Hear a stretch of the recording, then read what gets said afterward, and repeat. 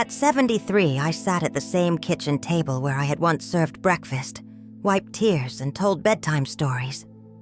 But that afternoon, I was just a guest at a meeting about my own life. She can't even ride anymore. This place is just a burden. Let's sell it while it's still worth something. Maybe you felt it too, when your voice no longer counts, when your legacy feels more like an inconvenience than a treasure. That land was more than dirt. It was my father's pride, the scent of wet earth, the sound of tools breaking the morning silence. Crushed by the thought of losing it, I walked to the old chapel behind the fields, the place where faith always stood taller than fear. And there, hidden beneath the altar, something had been waiting for me all along. What I found wasn't just a document, it was a promise. And promises, born from love, don't die. They gathered around the kitchen table like it was any other day, but everything felt wrong. Matthew had a manila folder in front of him, fingers tapping against it like a judge waiting to deliver a sentence. Claire wouldn't meet my eyes, and Jason kept shifting in his seat, glancing at his watch like he had somewhere better to be. No one offered me coffee. No one asked how I was feeling. Instead, they launched into plans, decisions, numbers. As if I weren't even there. As if I were the burden, not the backbone of this place. I looked down at the worn surface of the table, at the faded ring from a coffee mug that had been there since the 80s. This was the same table where I had braided Claire's hair before. School, where Matthew had confessed his first heartbreak, where Jason had placed macaroni crafts with proud little hands. Every inch of that wood held a memory, but now it felt cold, foreign, like even the table had chosen to forget me. I wasn't their mother anymore. I was just an old woman in their way. Claire finally spoke, her voice wrapped in that fake softness she used when firing a babysitter. "Mom, you don't ride anymore. You barely go outside. This place is too much for you now." I felt my jaw clench, not from anger, but from the sting of invisibility. They weren't asking what I wanted. They had already decided. I wasn't someone to be cared for. I was a complication to be solved. And selling the farm was their solution. I opened my mouth, hoping to say something that would make them pause. Remember who I was, what this land meant, but the words caught in my throat, thick and sharp like gravel. My hands resting on my lap began to tremble. I forced them still. I wouldn't let them see me falter. I wouldn't give them one more reason to believe I didn't belong here anymore. But God, it hurt. That pain you feel when your own children start speaking about your life in past tense. Matthew cleared his throat. "We found a buyer," he said, eyes fixed on the folder. He said it like it was progress, like it was good news. But to me, it felt like a funeral. I couldn't breathe for a moment. Everything I had poured into this place, the sweat, the prayers, the love, was being reduced to a transaction. And in that moment, I realized they weren't just selling the farm. They were selling my story without asking how it ends. I stepped outside after that meeting, the screen door creaking behind me like it had done for decades. The late afternoon sun cast long shadows across the porch, and the wind carried the familiar scent of wet earth, that rich, dark smell that always came after a good rain. I walked slowly toward the fields, gravel crunching under my shoes, and I could almost hear my father's voice in the wind. "Good soil never betrays you," he used to say, running his fingers through it like it was sacred. And to him, it was, this land raised me. I learned to ride before I could write, to plant before I could spell. Every callus on my hand had a story, a season, a storm we'd survived. My father believed in sweat over speeches, in honesty over handshakes. He never wore cologne, just the scent of hay, leather, and coffee. When he passed, he left no riches, only this land, and a legacy no one but me seemed to remember. My children had grown up here too, but somewhere along the way, they forgot the magic beneath the mud. I paused near the barn, its red paint peeling, its doors slightly ajar. I could still see him, tall, sturdy, always in motion, hammering a broken hinge, pulling me up on the saddle, whispering prayers when the crops looked thin. That barn was his cathedral, and the land, his scripture. Selling it would be like burning the pages of his life, scattering the ashes before the story was done.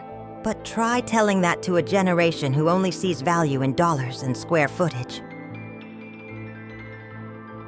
I walked further, letting my hand brush the tall wheat, golden and swaying like a sea of memories. My breath slowed. My spine straightened. I wasn't weak. I wasn't done. I was simply overlooked, forgotten in a house I built, on soil I bled for. I closed my eyes and listened, not just to the wind, but to the silence underneath. It wasn't empty. It was full of echoes. My father's laughter, my children's first cries, the rhythm of hooves on morning trails. Everything they wanted to erase still lived here. And that's when I realized they didn't just want to sell a property. They wanted to bury a language they no longer understood. But I still spoke it, fluently, fiercely, and without apology. The next morning, they brought in a realtor. Just like that.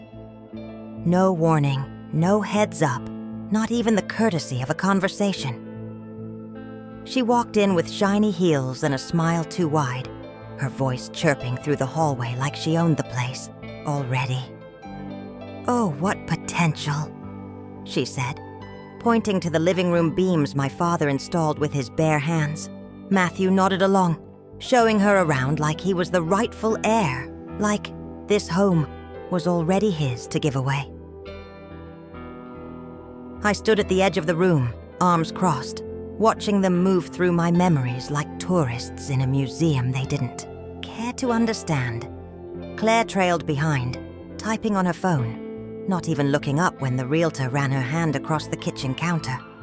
The same counter where she used to sit, legs dangling, begging me for cookies. Jason had disappeared entirely, probably in the back, avoiding my eyes. Not one of them looked at me. Not one asked, "Mom, do you want this?" They made notes about renovations, talked about modernizing the space, removing the chapel. Too old-fashioned. My jaw clenched. That chapel was where I married their father, where we prayed when Matthew had pneumonia, where we lit candles after Claire's miscarriage. Every beam, every brick, every floorboard held a story. And now they spoke of tearing it all down, like it meant nothing, like I meant nothing. I wanted to scream, to grab them by the shoulders and shake the memory back into their bones. But I didn't. I stood still, too proud to beg, too stunned to fight. I realized in that moment that I wasn't losing just a home. I was losing the respect of my own children. They had placed me on the sidelines of my own life, a relic, a signature waiting at the bottom of a page they'd already written. The realtor turned to me, smiling politely. "And you, ma'am, do you have any questions?" I looked her in the eye and said, "Yes. Do ghosts cry when you erase their names?" That evening, I slipped out of the house while the others were distracted with dinner plans and property estimates. The air was heavy with the scent of summer dusk, warm earth, old wood, and something sweeter, like honeysuckle drifting through the trees. I followed the narrow path behind the barn, the same one my father used to walk every Sunday morning, with his Bible tucked under one arm and a thermos of black coffee in the other. My knees ached with every step, but my heart ached more. The chapel appeared like a memory carved into the horizon. Faded white, leaning slightly but still standing, stubborn and proud, just like him. Ivy crawled up the sides now, and the bell had long gone silent. But as I stepped inside, the scent of old pine and candle wax wrapped around me like a blanket. The silence here was different. It wasn't cold. It was sacred. A place where time hadn't dared to intrude. I walked slowly down the center aisle, my hand brushing the worn pews, each one holding echoes of prayers long whispered. This chapel had seen every version of me. The daughter, the bride, the mother, the widow. It knew my secrets. It had caught my tears.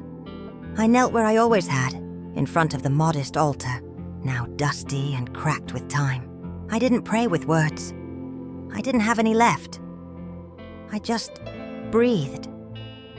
Let the quiet fill the spaces my family had emptied. Let the weight of loss settle on my shoulders until it didn't feel like grief anymore. Just recognition. This place still remembered me, even if they didn't. As I leaned forward, something shifted beneath the altar. A hollow sound, soft but distinct. My eyes narrowed. I reached out, running my fingers along the edge of the wood, and felt it. A groove, a seam, something hidden. My heart began to pound, not in fear, but in that old, familiar rhythm of discovery. Like when I used to find robin eggs in the shed or watch my children take their first steps. I pressed gently, and a piece of the altar gave way, revealing a small, concealed compartment. Inside, wrapped in faded cloth and bound by twine, was a thick envelope. My father's handwriting stared back at me, shaky but proud. And in that moment, I knew this chapel had been waiting to give me more than just comfort. It held the answer they never saw coming. My hands trembled as I lifted the envelope, the paper brittle with time but sealed tight. Like it had been waiting for decades, untouched and sacred. I sat back on the pew, holding it in my lap for a moment, just breathing. The handwriting was unmistakable. My father's bold strokes, written with that stubborn fountain pen he never gave up. I could almost hear his voice telling me, if it's worth writing, it's worth protecting. I untied the twine slowly, heart pounding, afraid of what I might find, and what it might change. Inside was a folded legal document, yellowed, yes, but official, stamped, signed, notarized. My father's last will and testament. And it wasn't the version my children knew. This one had dates from years before, from the time he was still walking the fields, still holding my hand in, church still telling me I was the one who truly understood the soul of the land. I read every line twice. Then a third time. It was clear. He had left the farm to me, not to be sold, not to be divided, but to remain mine, for as long as I breathed. Tears welled up, but they didn't fall. They just hovered there, hot and heavy. He knew. Somehow he had known this day would come, that I would be left defending something no one else saw value in, that I would be outnumbered, unheard. And so, like he always did, he prepared, quietly, humbly, with love wrapped, in legal ink.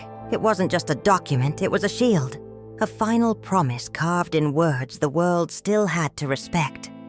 I folded the paper carefully, tucking it back inside the envelope like a relic. My fingers brushed the wooden floor beneath me, grounding me in the place where faith had always been, stronger than fear. I wasn't just a widow with stories. I was the rightful keeper of this land, by blood, by memory, and now, by law. And for the first time in weeks, I felt something shift inside me. Not anger, not sadness, but power. Quiet, righteous power. When I rose from that pew, I wasn't the same woman who had walked into the chapel, because now I wasn't fighting to be heard. I was standing on the echo of a father's voice that could not be silenced. The next morning, I didn't wait for them to start another meeting without me. I laid the envelope on the kitchen table before they even poured their coffee. The same table where they'd dismissed my voice just days before. Now it held something heavier than opinion. Proof. Claire was the first to notice it. She reached for the envelope, brows knitting in confusion. Matthew hovered behind her, arms crossed. Jason finally looked up from his phone. Silence fell like a curtain. No one spoke as she unfolded the paper and began to read. Her face paled halfway through. She handed it to Matthew, who read it slowly, then again, faster, his lips moving. "Where did you get this?" he asked, but his voice had lost that smug certainty.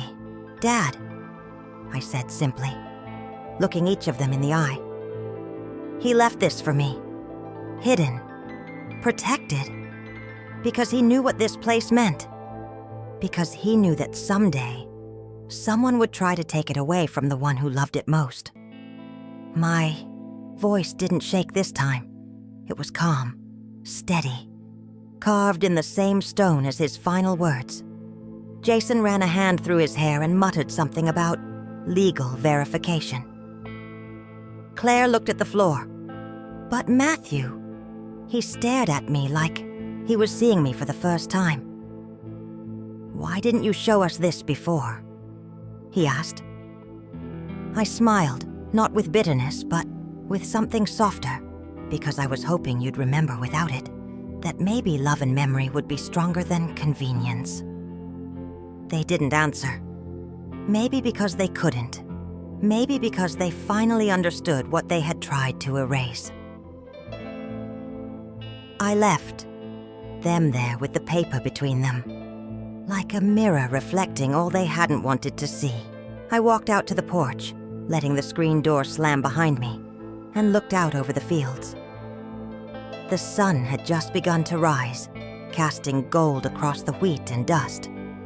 It looked exactly the same, and yet everything had changed. I wasn't going anywhere. The land had spoken, through roots, through legacy, through the quiet ink of a father's trust. They thought they could write me out of the story.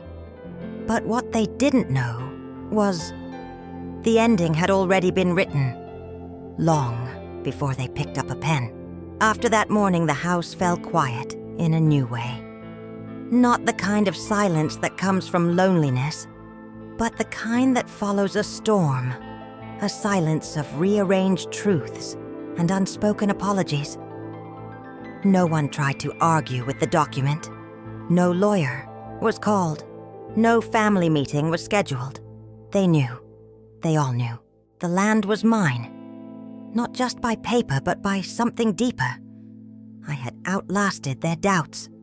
I had stayed rooted when they tried to uproot me. Matthew apologized first, quietly, as we stood by the old fence that needed painting. He didn't offer excuses, just words I never thought I'd hear.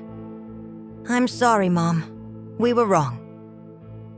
Claire came next, bringing me coffee like she used to, eyes rimmed with guilt. "I forgot what this place meant to you," she whispered, and Jason, always the last to speak, simply hugged me one morning and said, "Thanks for staying." No grand gestures, just small, real things. The kind of healing that doesn't shout, it just sits beside you. I returned to my routine slowly, each step reclaiming more than land. Reclaiming identity, feeding the chickens, watering the garden, fixing the chapel door with trembling hands and stubborn resolve. Every chore felt sacred now. Every crack in the porch, every rusted hinge, reminded me I belonged here. Not because I was useful, not because I was strong, but because I remembered, and memory, when it's honored, becomes legacy. Neighbors began to visit again. Word travels fast in the country. They brought pies and hugs and stories of my father I hadn't heard in years. One woman told me he once fixed her fence after a storm, refusing payment. Another remembered him leaving tomatoes at her doorstep each summer. I listened, smiled, and saw him everywhere. Not just in the stories, but in the soil, the trees, the light that filtered through the kitchen window just right. My grief softened into gratitude. This land was never about fences or deeds. It was about roots, the kind no one can see, but that hold you firm when the winds try to erase you. Some mornings I walk out barefoot just to feel the dirt again. It's warmer than I remember. Or maybe I'm just paying closer attention now. The wheat fields sway like waves, endless and golden, humming in the breeze like they're singing an old hymn only the land remembers. I close my eyes and breathe in. Earth, sun, the faint trace of cedar from the old barn. No voices, no negotiations, no noise. Just wind and memory moving together, slow and sure. I spend afternoons on the porch, wrapped in my father's flannel jacket, watching the sun dip low. The light hits the fields like melted butter, soft and forgiving. Sometimes I catch the silhouette of a deer at the edge of the trees, still as a secret.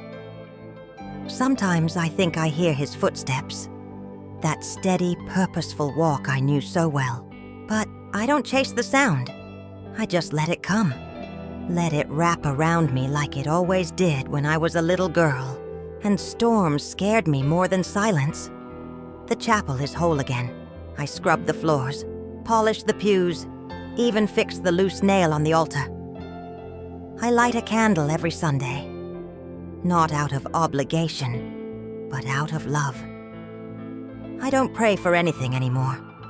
I just give thanks for the land, for the voice that returned to me, for the quiet justice that didn't need to shout. I sit in the front pew, where the morning sun spills like gold dust, and I feel him beside me. Not gone, just unseen. There's a peace now that doesn't ask for explanation, a calm that lives in the cracks and shadows, in the rustling of leaves and the creak of the barn door. The kind of peace that only comes after a battle you didn't want, but had to fight. I'm not young anymore, but I am whole, and I am home. My hands are softer now, but they still know how to hold on, not to things, but to truths, because this farm was never a possession. It was a heartbeat, and now it beats again. It started with the sound of gravel crunching at dawn. Slow, steady, familiar. I was making coffee same way I always did when I heard it outside the window. My heart skipped. It was the same rhythm my father walked with, that purposeful cadence of someone who belonged to the land. I stepped onto the porch, mug in hand, and saw nothing but mist rolling off the fields. But the sound lingered, as if his memory was walking just ahead of me, never quite leaving. That wasn't the only sign. A blue jay started nesting on the chapel roof again, just like it did the year he passed. And one afternoon, while cleaning the barn, I found his old hat tucked behind a rafter, still dusty, still holding the faint scent of hay and pipe smoke. I sat down right there in the straw and held it to my chest. It wasn't grief anymore. It was something quieter, something like being held from the other side of time. Even in silence, he was speaking. In the sudden bloom of wildflowers along the fence, in the way the wheat leaned during storms but never broke, in the warmth of the soil beneath my feet. He had poured himself into this land so deeply, it couldn't help but carry traces of him, not just in memories, but in the way the earth felt alive when I touched it, like he was still tending to it, still protecting it, still guiding me. I started wearing his boots when I worked in the garden. They were too big, clunky, worn through at the heel. But they grounded me, Every step I took in them felt like a conversation. Like I wasn't alone in this place. Like he was walking beside me, quiet and strong, letting me know I had done right, that I had kept the promise, that I had listened when it mattered most. The boots creaked just like they used to, and in that sound I found comfort, because some legacies aren't just inherited, they're lived. And sometimes the ones we love the most never really leave. They just change the way they stay. There are roots beneath this land that no one sees, not just the ones that feed trees and wheat, but the ones made of memory, of love, of promises whispered under a chapel roof. I feel them every time I step outside, every time I close my eyes and breathe in the scent of cut grass and distant rain. This farm doesn't just hold my story. It is my story, etched into the soil, sealed in the dust, alive in every shadow of the barn at sunset. My children still visit, though less often now.